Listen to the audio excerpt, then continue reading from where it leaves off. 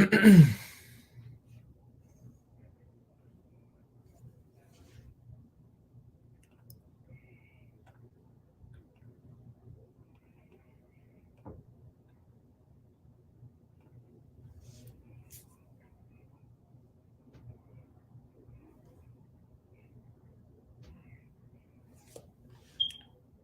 right.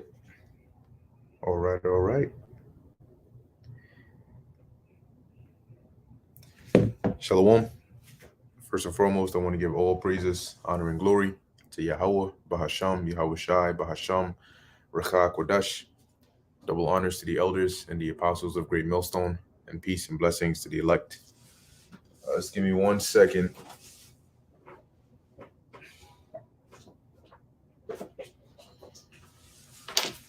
Just gonna plug this charger in here real quick.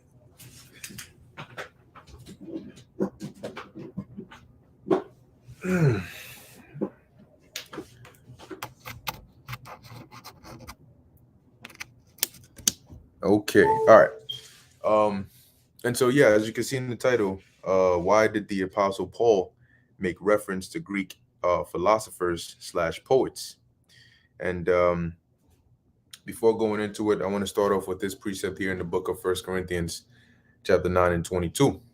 All right, which, as the Apostle Paul himself said, as a matter of fact, I'm going to go up a bit and start up at verse 19. All right, and it says, "For though I be free from all men, yet have I made myself servant unto all, that I might gain the more. And unto the Jews I became as a Jew, that I might gain the Jews. To them that are under the law, as under the law, that I might gain them that are under the law. To them that are without law, as without law, being not without law to God, but under the law to Hamashiach, that I might gain them that are without law." Which I guess this kind of falls under that as well. And it says, "To the weak became I as weak, that I might gain the weak. I am made all things to all men, that I might by all means save some." And in essence, the Apostle Paul basically had to know how to deal with different individuals, how to context switch, and knowing your audience. Okay, because that's a part of this truth, being flexible. You can't just come one way with everything. Sometimes there are certain individuals, certain because the elect, not every member of the elect is the same in essence, right? We all, brothers have different testimonies of how it was that the Lord drew you into this truth. And they vary, right? Some was through different means, okay? Through whatever situation the Lord put you in. Nevertheless, there's a way, because what we're doing is fishing, right? Technically, we are also fishers of men. So what we're doing is fishing, but there's different ways to go about it. And as the Apostle Paul mentioned here, he had to use different strategies, and different mechanisms in order to hook, okay, these people in. And basically, that's what we do. We also do that in this time. You may be having a conversation. You notice that somebody is maybe they're more heavy into the aspect of secret societies, okay, or of the elite, of this ruling class behind the scenes, pulling strings, doing this, that, and the third. Once you realize that, and you see, this person seems like they have an ear to hear, you know from what angle you can work them, all right, in terms of introducing the scriptures into their mind, right? Little by little, but you can get them through that avenue of um of dealing with the Illuminati or the secret society or the Luciferians. You tie that into the scriptures. Wow, now they're more intrigued because this is something they're interested in. But now you're extending that to where they, oh wow, this is also in the Bible. What I did, and then you expound on that and you tie it all in. For some people, it might be the aspect of female nature, which the scriptures cover that as well. And then you're able to give more details into that. And then now they're intrigued saying, oh, wow, how so? And then you can go, because the scriptures do cover that. So there are different aspects of the scriptures that get different, get people differently. Sometimes it's the history that'll pull somebody in, and then they learn more and more that way. So when you deal with the scriptures, all right, there are a few precepts in here, two notable ones that I found, one in Acts and one in the book of Titus, where the Apostle Paul basically makes reference to these Greek philosophers slash poets because of the audience that he was speaking to. Okay, so now I want to go up a bit to this is Acts the 17th chapter, and I'll start at verse 16. Okay, and this is Paul when he was at Athens. Okay, so it says, now while Paul waited for them at Athens, his spirit was stirred in him when he saw the city wholly given to idolatry. Therefore disputed he in the synagogue with the Jews and with the devout persons, and in the markets daily with them that met with him. Yeah, so because you had Jake everywhere, and in these different pockets in these different communities where you had Israelites or Jews, there were synagogues, places of worship. Okay, and as the Apostle Paul was over there, remember that he was coming with this new gospel. So he was introducing this, and of course, you would have, just like today, you would have people come up and they would have counter arguments. They would have conflicting points, and they would say, "No, well, what about this?" Or but and so pretty much they were having dialogue and discourse, as it says. Verse 18, and certain philosophers of the Epicureans and of the Stoics encountered him, and some said, "What will this babbler say?" Other some, he seemeth to be a setter forth of strange gods, because he preached unto them Yahushai and the resurrection. So remember that these philosophers, okay, that were of different sects, Epicureans, Stoics, and of that's just to name a few. They in essence viewed Paul as maybe he might be another philosopher or a believer in one, and he seems like the type to, he's introducing some foreign gods over here, because he's preaching about Yahushua, he's preaching about the resurrection, and that was the one of the main things that was preached, which was who Yahushua was, what he came to do, but also the fact that he was raised up, that the Lord raised him from the dead, which is something that wasn't pushed out there like that. So him preaching that was news to their ears, but as it says, and so now what who his audience is. It says, and they took him and brought him onto Areopagus, saying, may we know what is, or what this new doctrine whereof thou speakest is. And Areopagus, I believe, is Mars Hill. Okay, let's type that in here. Areopagus, yep, Areopagus, Marshall Peak, which is another term, I believe, for Mars Hill. It says a rocky height in the city of Athens, opposite the western end of the Acropolis toward the west. Now, I believe this was actually, like somewhat of a hill where they would make like different announcements, be it like I don't know, whatever, like an announcement, and they would gather like an assembly around to hear whatever it was. Okay. Um, so let me see if there's something more on it. Mars Hill. But let's see. Areopagus. Yep, Areopagus. Cool. So when you type that in here, you have Areopagus is a prominent rock outcropping located northwest of the Acropolis in Athens.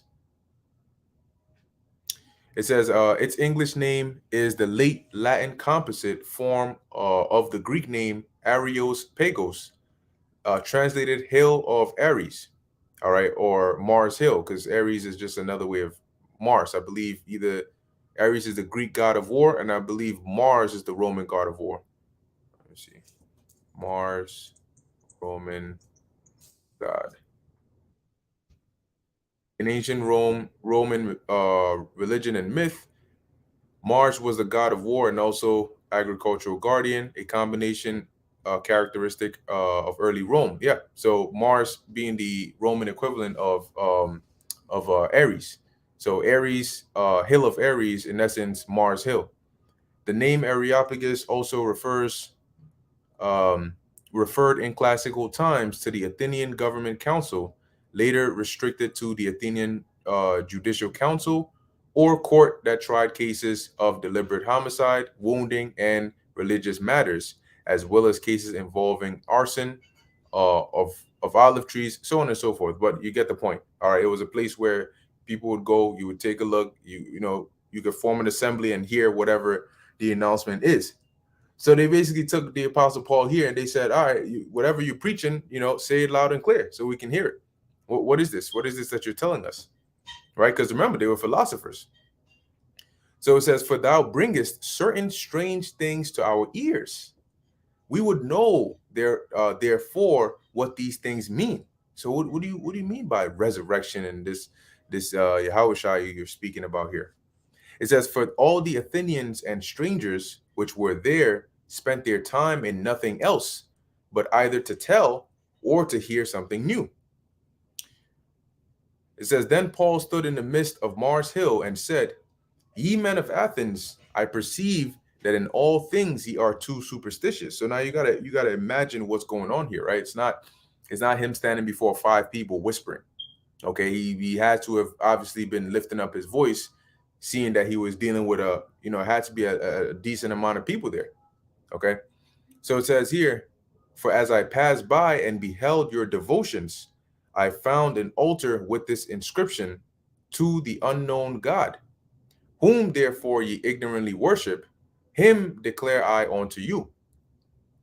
God that made the world and all things therein, seeing that he is Lord of heaven and earth, dwelleth not in temples made with hands, neither is worship with men's hands, as though he needed anything, seeing he giveth to all life and breath and all things, and hath made of one blood all nations of men, for to dwell on the face of the earth, and hath determined the times before appointed, and the bounds of their habitation. He goes on, verse 27, that they should seek the Lord, if haply they might feel after him, and find him, though he be not far from every one of us. It says, for in him we live and move and have our being, as certain also of your own poets have said, for we are also his offspring.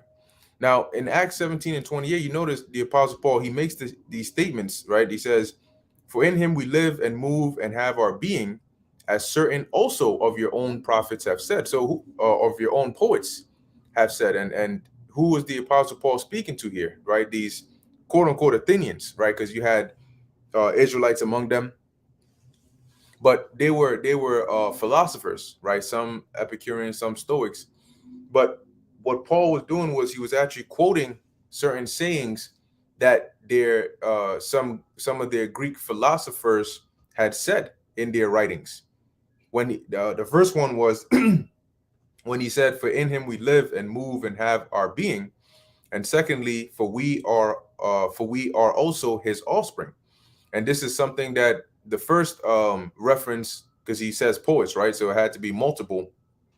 Now, the first was an individual named Aratus, however you want to pronounce that, which he was a Greek poet.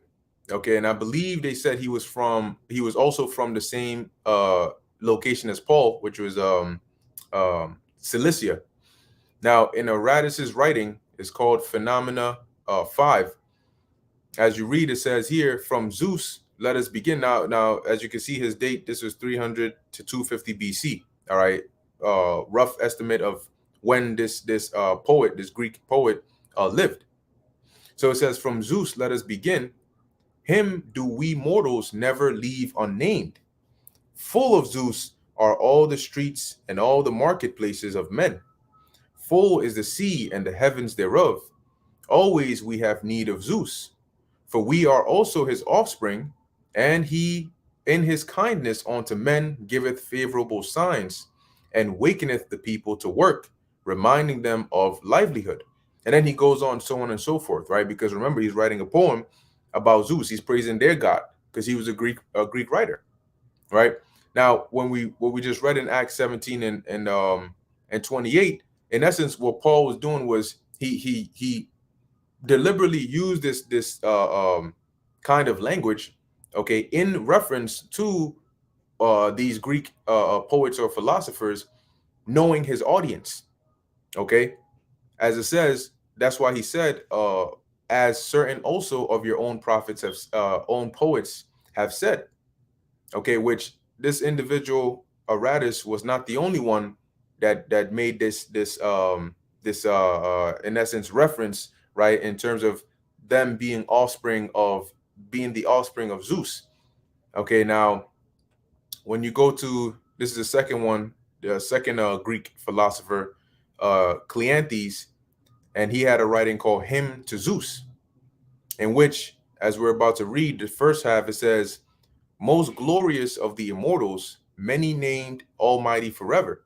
Now, this is something that when you read it, just to us, it may just go over your head, because we're not Greek philosophers. We're not into that. We don't know their writings in and out and try to interpret the meanings of this all. But when you now go back in time to these people that were standing there listening, they got the reference. Okay, they got the reference. It's like today, if you're doing a lesson or you're speaking to people, right, and you make a reference to a saying that either a rapper or somebody famous said, some famous saying. I can't think of one right now. Okay, but whatever it is, mask on. I don't know, no cap. Whatever it is. If you say that, people will get the reference. All right, put it like that. People will get the reference. So they got this reference.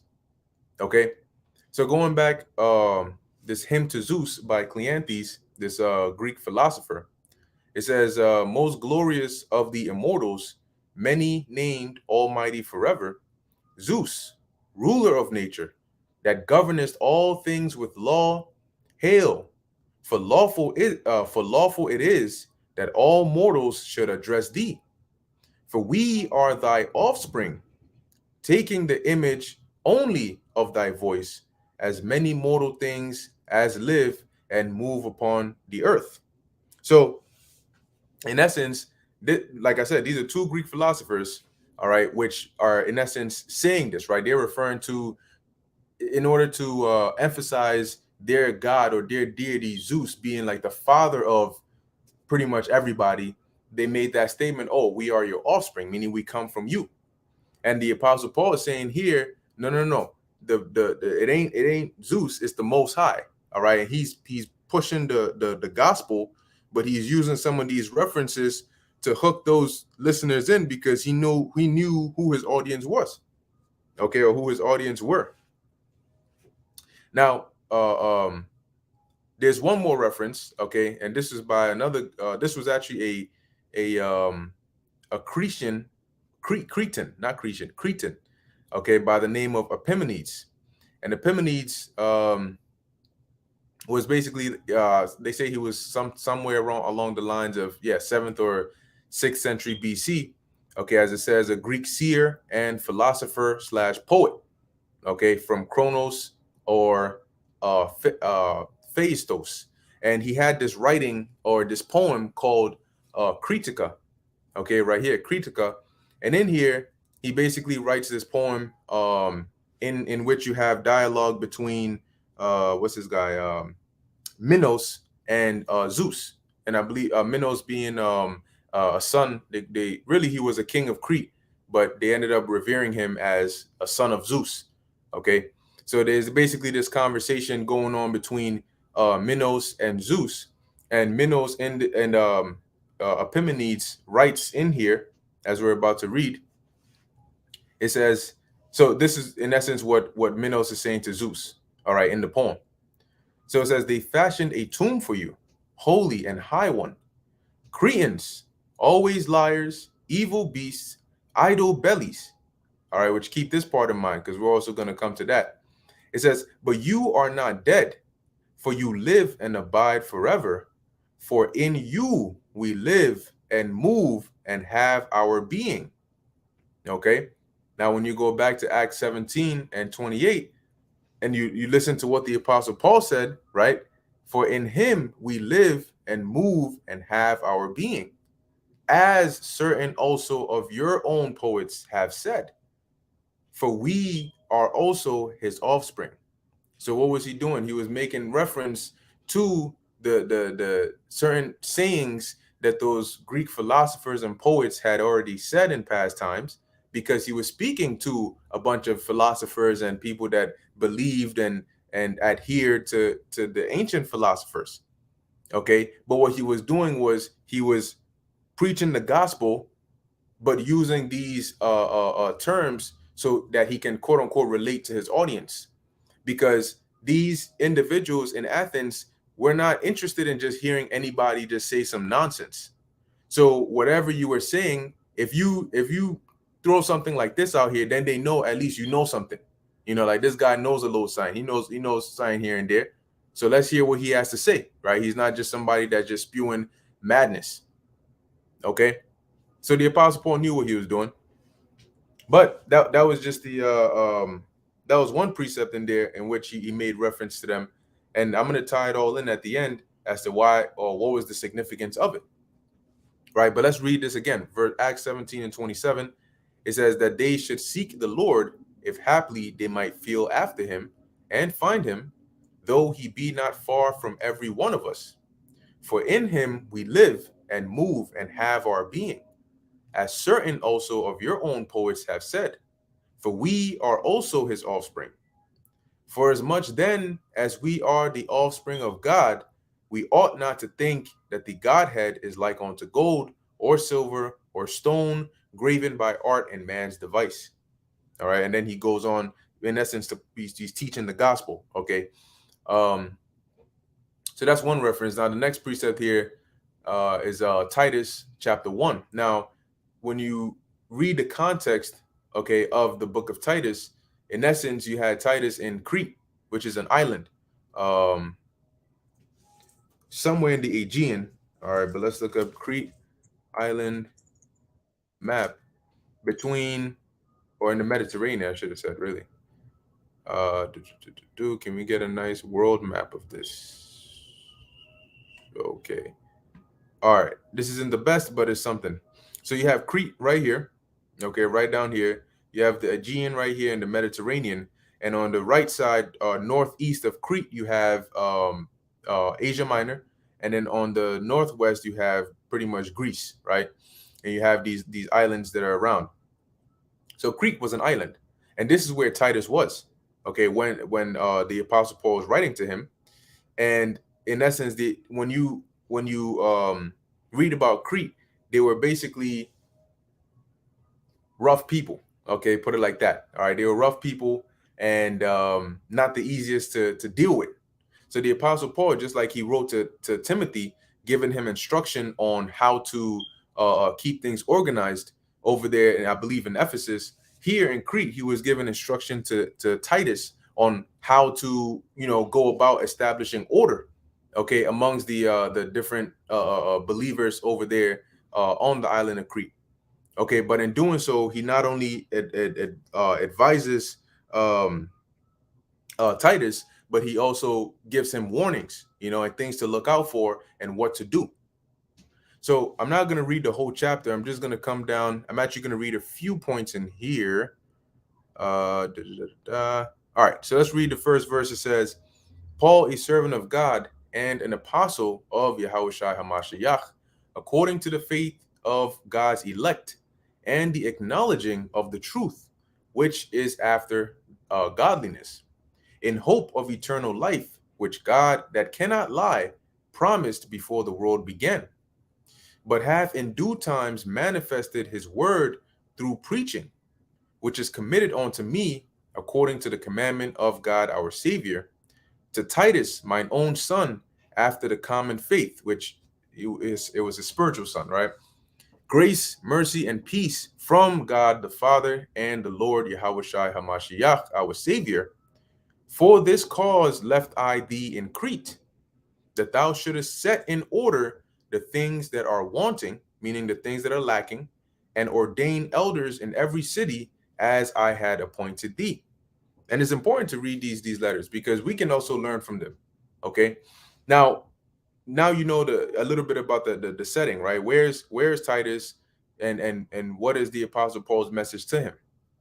So as you keep on reading, he basically gives them the qualifications, right? Appointing elders, it doesn't mean just go and pick somebody randomly and just the guy looks like he's good. No, there are certain screenings or background checks, so to speak, that these individuals must pass in order for them to be accepted. Okay. And as you keep on going down, he warns, let's read this here. This is Titus chapter 1, verse 9. It says, holding fast the faithful word as he hath been taught, that he may be able by sound doctrine both to exhort and to convince the gainsayers. Why is he saying this? Because at this point in Crete, you had a lot of individuals that were in essence perverting the gospel. Like they were adversaries.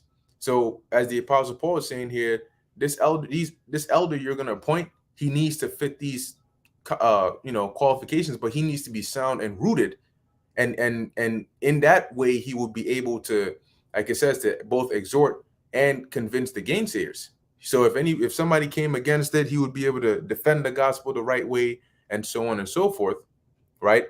For there are many unruly and vain talkers and deceivers, especially of the circumcision. So who were the circumcision? At this time, there were Israelites that knew they were Israelites, right? Jews that knew they were Jews.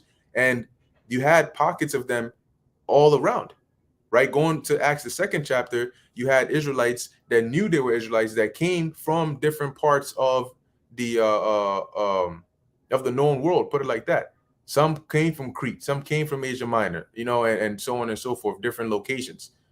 And so you had in different locations, just like in Ephesus, you had individuals in there that were given the Apostle Paul hell. Over here in Crete, you also had individuals in there that were that knew they were Jews, but then not only would they, make it harder for Israelites over there that were now newly coming in, okay, by trying to lay these burdens upon them. Oh, well, you gonna do this, and you gotta circumcise yourself right away. You gotta keep this, do that. Okay. As it says, verse 11, whose mouths must be stopped, who subvert whole houses, teaching things they ought not, for filthy lucre's sake. So once again, when you read about that Crete, there's a lot of stuff going on there, and that's why the Apostle Paul had to really, instruct, Titus specifically on things to do.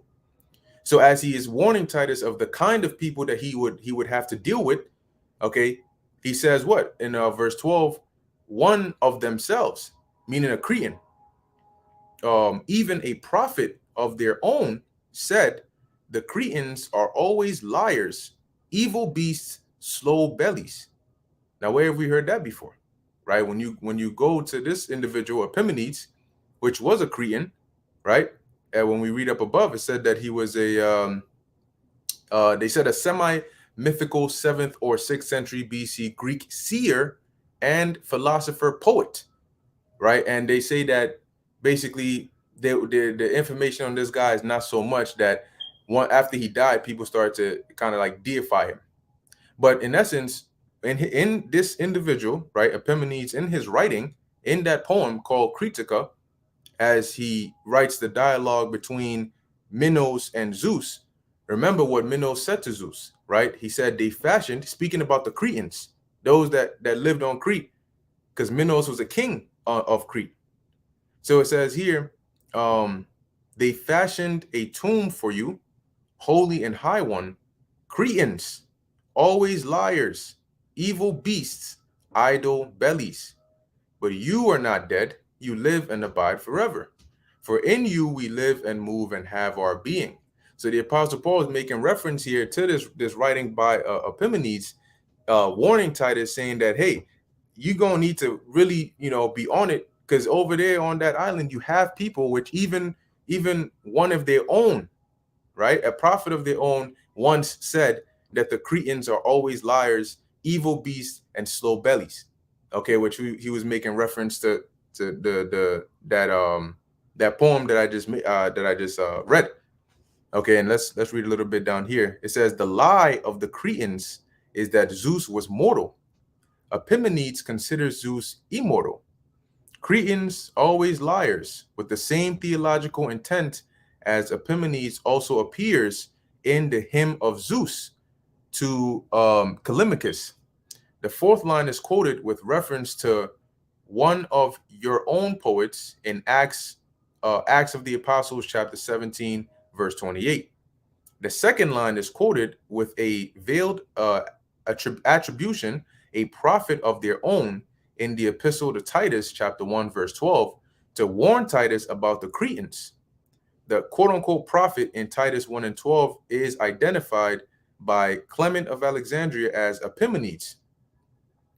In this passage, Clement mentions that some say Epimenides should be counted among the 7 wisest philosophers.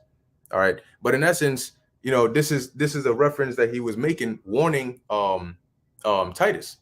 Okay, but the point of it all, right, in showing these is that just like today, you can use knowing your audience, okay, to benefit you, knowing who you're talking to, what angle can you come at them from. All right, and that's why it's good to be well studied in the scriptures and well versed and understanding context, right? Because now you're dealing with somebody and they're talking about this and that, and hey, for example, you had some brothers that came into the or found out about the knowledge, right, by watching certain videos. Maybe you did a video on the whole Kyrie Irving situation, or you did a video on conspiracy theories, or you did a video on women ruling over men and men being weak. But these are all parts or topics that we can do lessons on with the scriptures.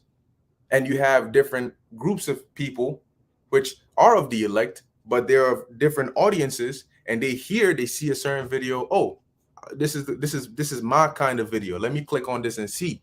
And then boom, they get exposed. And then you keeping them there because they're hearing the topic that they're really interested in, but along with it, they're hearing precepts that are lining up with it, that are giving you instruction, that are making sense. The references are connecting. Now they're saying, oh shit, hold on. Maybe I can learn more. And in their mind, they might think, hey, maybe I can learn more about, say it's somebody interested in the secret societies and the Illuminati and stuff. He might watch a video that you might do and say, maybe I could learn more about the Illuminati if I keep watching. And then before you know it, he may start, the whole reason he thought he came in here will completely change. And now he's like, oh, wow, the Bible says that? I mean, I never really got into the Bible like that, but I didn't know that it had all it is in here. As opposed to if you just went up to him, if you went up to somebody like that and just put, I don't know, like put a Bible verse or something like that, they wouldn't be inclined to want to listen. So sometimes you gotta mix it up a bit and then throw it out there, right? You gotta change up the bait. That's what it is, right? Being that we're fishers of men, sometimes you gotta switch up the bait, throw it up into the water, and you catch a little something. But at the end of the day, it really is all through the spirit and power of Yahweh, Bahasham Yahweh Shai. Okay, but I linked the different information that I read from here in the description box, so you can check it out yourself. But as you keep reading, you'll see these different things in here, right? Because remember that the scriptures is not just it's not just, oh, I just read it, I don't understand what's going on here, but it is what it is. I'm just reading it for memory's sake. You read to understand. The scriptures say that with all thy getting, get understanding. And being that we are in this knowledge and we are pushing this word, you gotta do it in the best way possible. Like the apostle Paul said, he became all things to all men. Okay. Yep, this is a good one. GMS Truth Be Told 144, 1 Corinthians 1 and 22. It says, for the Jews require a sign and the Greeks seek after wisdom. Yep, that's it. Cool. So that's pretty much it. Just wanted to bring that out real quick. Lord willing, that was edifying and informative to the elect. In closing, I want to give all praises, honor, and glory to Yahweh, Bahasham, Yahweh Shai, Bahasham, Rachak Kodash. And until next time, Shalom.